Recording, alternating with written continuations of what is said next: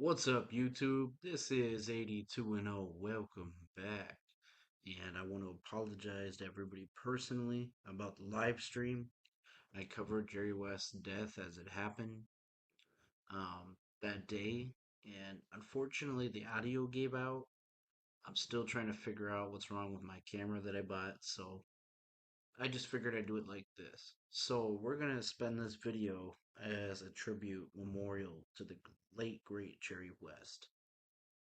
And unfortunately, that generation is, for the most part, gone. That basketball generation, players that played in the 50s and 60s, by the end of this decade, there's not going to be any left.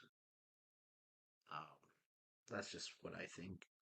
We still have Bob Cousy, we still have Bob Pettit, and we got to give them their flowers while they're still here. Those true pioneers of the NBA. And that's what we lost was a true pioneer in Jerry West. And I think every generation of NBA fans at least has heard of Jerry West. Um, my generation more so knows him as not a player, but the logo, and also just his incredible front office skills, his eye for talent. So he was born May 28th, 1938, in West Virginia, and he grew up in a very abusive household in the Great Depression. His father was very abusive to him. And this is why he played basketball, was to get out of the house, to get away from his dad. His dad was an abusive alcoholic. So basketball was kind of his escape. He'd practice hours a day, right? He would do all kinds of crazy shots, just honing his skills. But it didn't look like he was going to be an NBA player. It didn't look like he was going to be a professional basketball player. He was really short and frail when he was young. And in high school, he hit a growth spurt, which he grew to 6'3", and this allowed him to really show promise. He played small forward in high school, and he played at East Bank High School in Westford. He played at East Bank High School, where he was a star, and actually all these different universities were trying to recruit him at the time. He got offers all over the U.S. Uh, but ultimately, he decided on West Virginia. He wanted to stay closer to home. But one of the tragedies of his life was his older brother died in the Korean War. His older brother was his mentor, his best friend, and this would cause a depression in Jerry West that he'd become very reserved. He didn't want to talk to people. And depression was something that Jerry West battled with all throughout his playing career, which we'll get into a little bit later. He had a great collegiate career where he led the Mountaineers to the 1959 NCAA championship game, and he earned the NCAA Final Four Most Outstanding Player. And he didn't win NCAA title. I'll get into it in a minute why I'm talking about why he didn't win. He played at the 1960 U.S. Olympics, where he won a gold medal. And this 1960 Olympic team was one of the greatest Olympic teams the U.S. has ever put together. They had Oscar Robertson, Jerry Lucas, Walt Bellamy, and this is before pro athletes could play in the Olympic team. You had to be like collegiate players to play on the Olympic team. So they put together a, like an all-star team, right? The greatest collegiate players at the time. And, you know, I remember I had this book a few years back. It was called Basketball Stars of 1960. It was a really old basketball book I had. And they were talking about the great collegiate players. And they were talking about Jerry West, Oscar Robertson, Walt Bellamy, Jerry Lucas. This was one of the greatest teams ever assembled. Um, Eventually, yeah, they got passed by the Dream Team once NBA players were starting to be able to allowed into the Olympics. So, but this was the GOAT Olympic medal team prior to the Dream Team, and elected. They were inducted into the Naismith Basketball Memorial Hall of Fame in 2010. And when Jerry West came to the Lakers, this was the year prior, or the year prior, they were still in Minneapolis. Uh, the Lakers had a lot of success in the 1940s and 50s in Minneapolis. They won an NBL title, they won 5 NBA championships. But as the 1950s were going on, the Lakers were really struggling, both financially and on the court. They were a really bad team in the mid 50s after George Mikan retired. And it was starting to look like this team was going to fold. Fans weren't coming out to games. And this is back in a league when teams died. It's not like today where franchises are safe. I mean, teams actually died. They folded. When you think about the Chicago Stags, the original Baltimore Bullets, these were teams that died. And Elgin Baylor, his nickname was Mr. Inside. Jerry West was Mr. Outside. Elgin Baylor really turned the Lakers franchise around. And yeah, he did it by putting fans in the seat, number one. He was entertaining, he was fun to see, so the Lakers stayed afloat. But also, he led them to the finals in 1959. So now the Lakers have Jerry West in the 1960 draft. Their owner Jack Kent Cooke decides to move the Lakers to Los Angeles. You know, it's a bigger market. The only team in Los Angeles that I know of at the time would be the Dodgers. I mean, the Dodgers moved from Brooklyn to LA. Um, so I think I'm not in the guy's head, obviously, but I think that was part of on his mind is look how well the Dodgers are doing in LA. Maybe we can replicate that success. And you know, LA even for the time was a huge media market. That's where Hollywood is. And you know, lots of people live there even back then. So made more sense to move there from Minneapolis.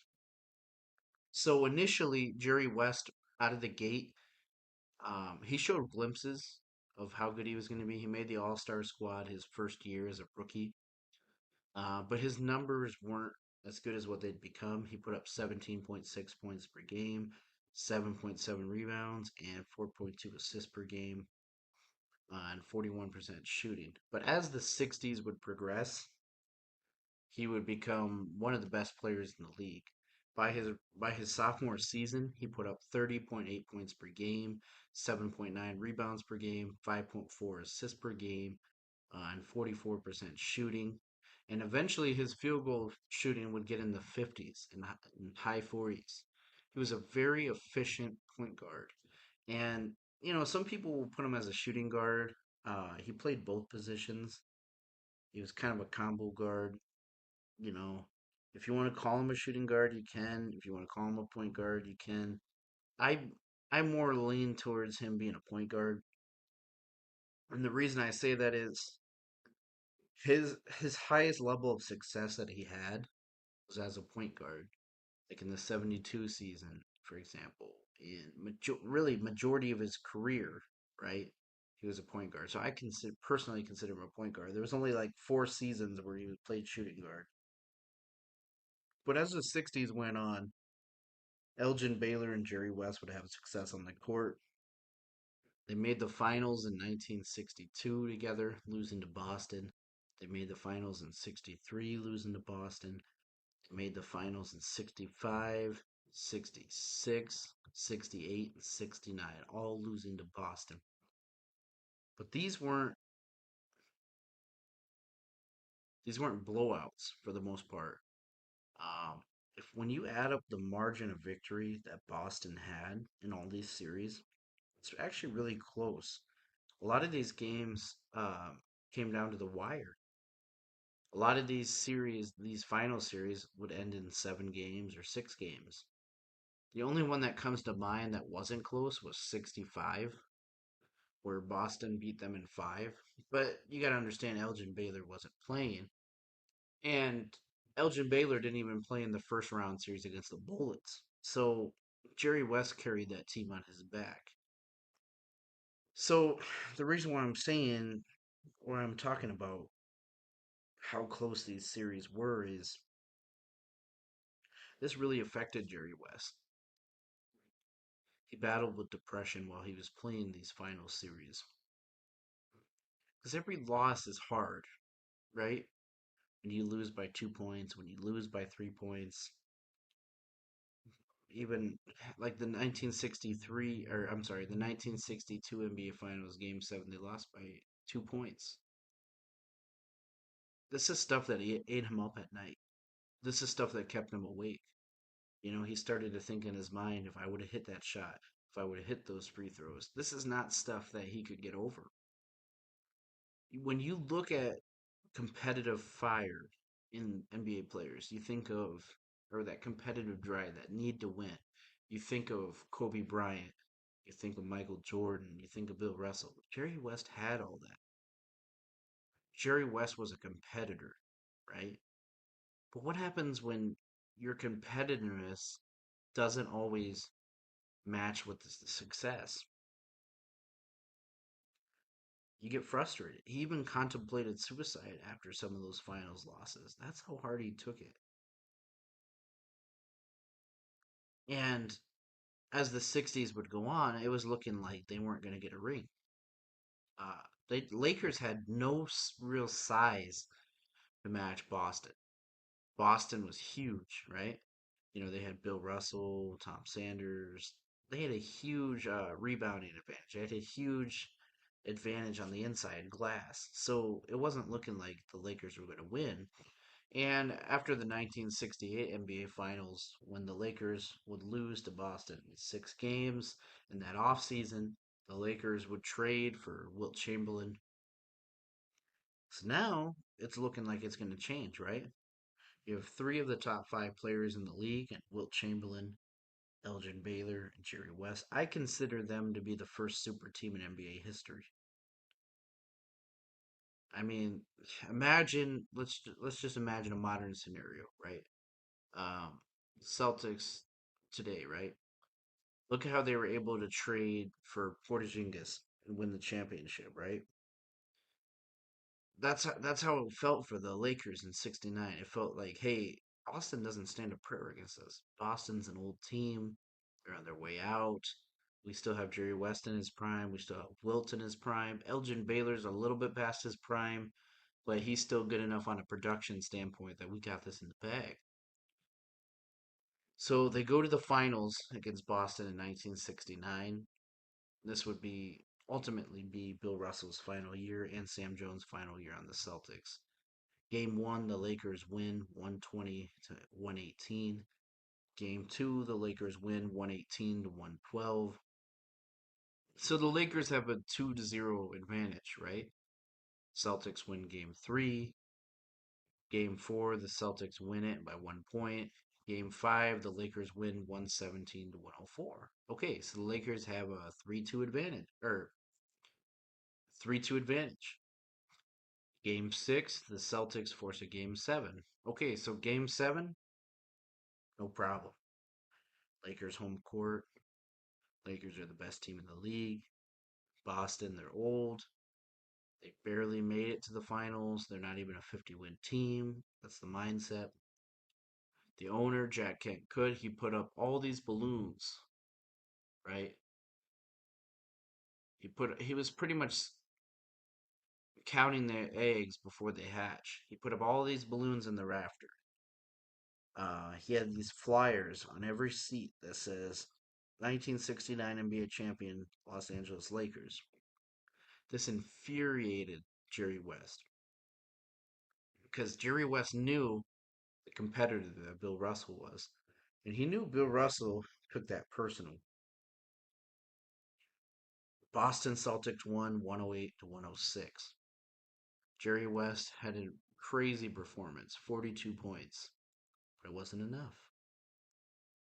Again, the Lakers lose, despite Jerry West averaging 37.9 points per game, 4.7 rebounds per game, 7.4 assists per game. and an elite 49% shooting. He was carrying that Lakers team. Where was Wilt? Where was Wilt? 11.7 points per game is what Wilt averaged. Where's Baylor? 18 points per game. They choked. They choked. But that's the thing about Jerry West. He didn't choke. He was good under pressure. He was Mr. Clutch. He was awarded the Finals MVP, which is the only time in NBA history that the Finals MVP has gone to a losing player. It's never happened before. Never happened since. Well, I shouldn't say before. That was the first Finals MVP, but whatever. So okay, Bill Russell retires, right? 70s start. Okay, maybe the Lakers can win it in the 70s. There's this new kid on the block. Well, really, two new kids on the block. Because Willis Reed, wins MVP in 1970. And again, they upset the Lakers. The Knicks beat the Lakers in game seven. And really, in my eyes, that's an upset. The Lakers should have won that series.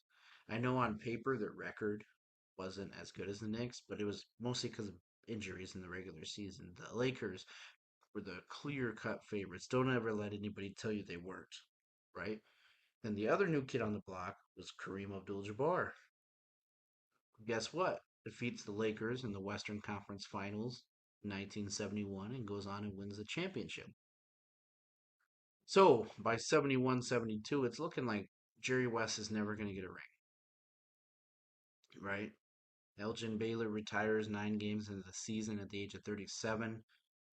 Wilt Chamberlain is 35 years old. Jerry West is 33. They're all past their prime, right? The window is closed, right? I mean, you have Kareem and the Bucks, you have Willis Reed and the Knicks. But guess what? In 72, after Elgin Baylor retires, the Lakers, they start winning. They win again, again. They go on a 33-game win streak. It doesn't stop.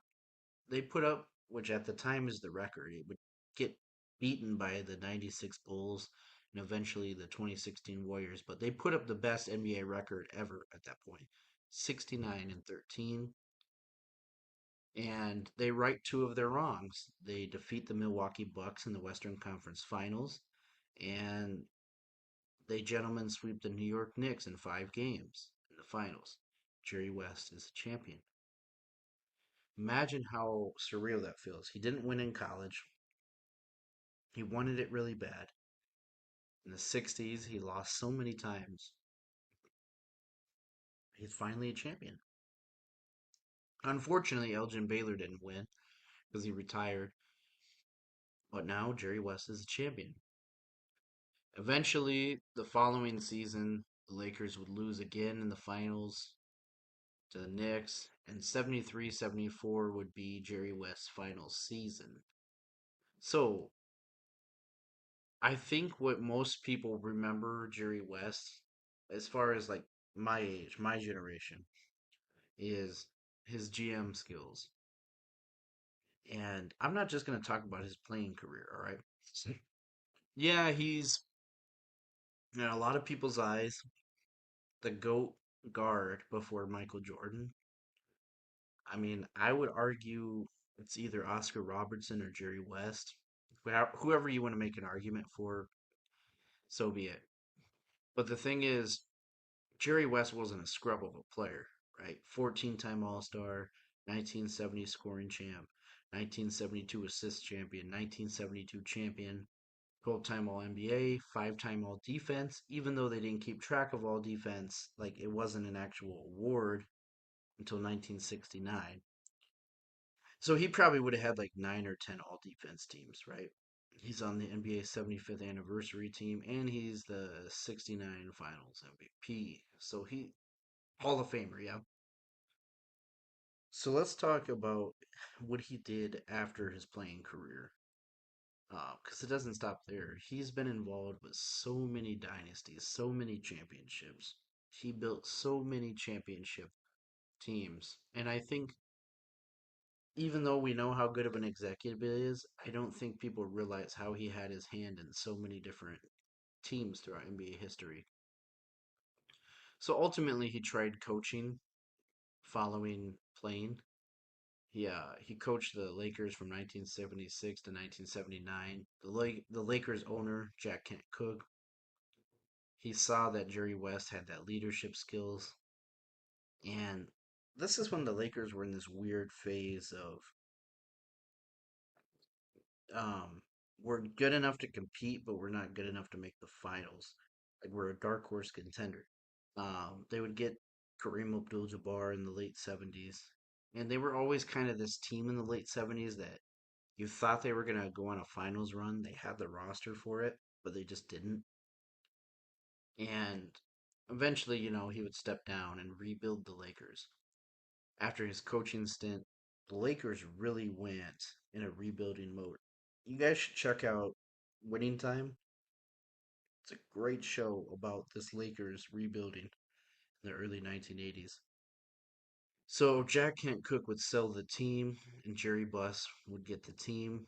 And Jerry Buss was this owner that he wanted to win. He wanted to invest in the players. He didn't mind spending the extra money, right?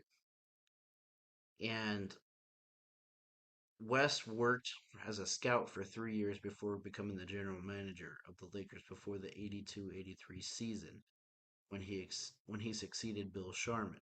West helped to build the great 1980s Lakers dynasty, also known as Showtime, which brought 5 championship rings: 80, 82, 85, and 87 and 88. And he was the one who traded for James Worthy. They were coached by Pat Riley, you know, and it was Jerry West who made the decision to put Pat Riley as head coach. We'll get into it some other time. Um, I don't want to go too depth in it, but just kind of covering. He helped build 5 championship teams. Um, so, anyways, as the '80s would go on, Kareem would retire, Worthy would get old. Uh, we all know Magic Johnson with his diagnosis. He would retire 1991 following the NBA Finals run. But West continued to propel the Lakers to championship contender status. He traded Vlade Divac for Kobe Bryant in 1996. Then he signed free agent Shaquille O'Neal. And Jerry West, when Kobe came to the team workout, he saw the potential in Kobe. And that's one thing I've always really liked about Jerry West is he had an eye for talent.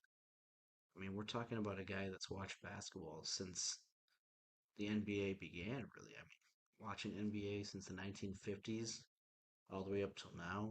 I mean, he knew his stuff.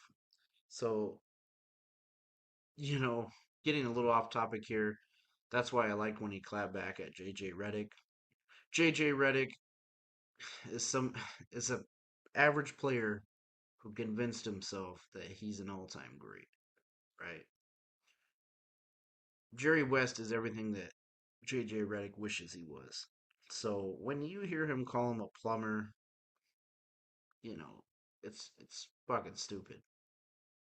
It's fucking idiotic. But anyways, moving on.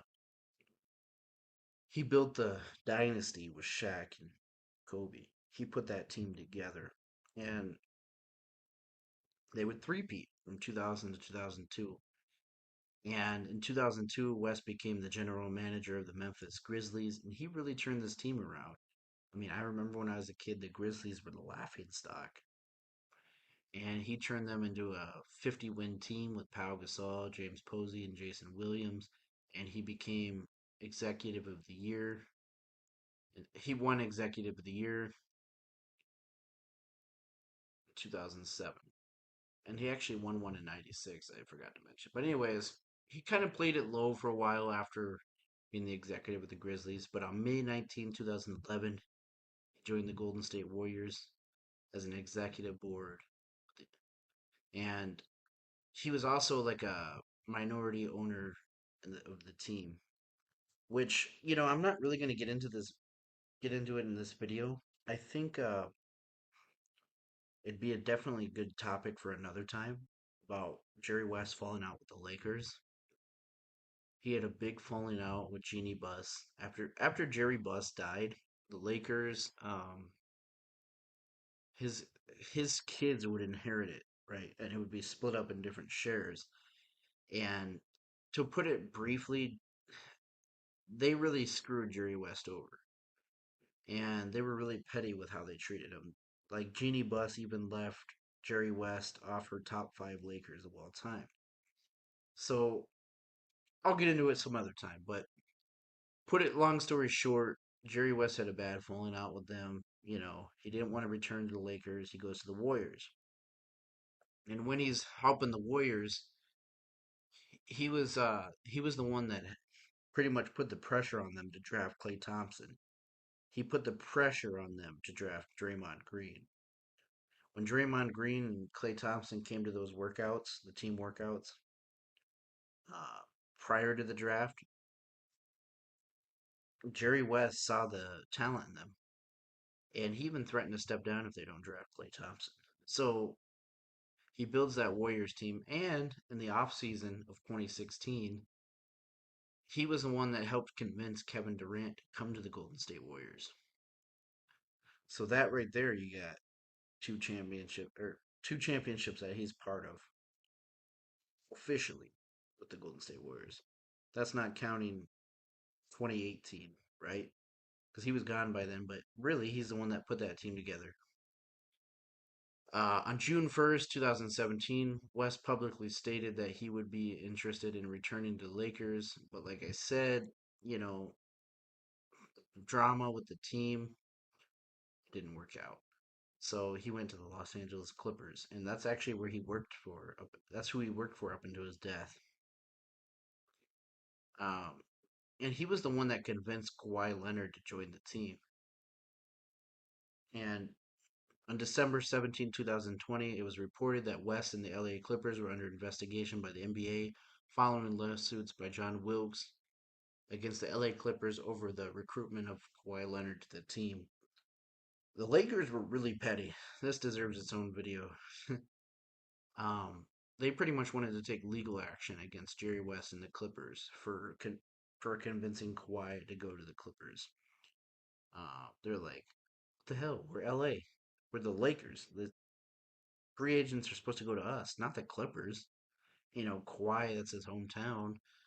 He wanted to play for his hometown, but Jerry West is like, no, don't go to that shit show.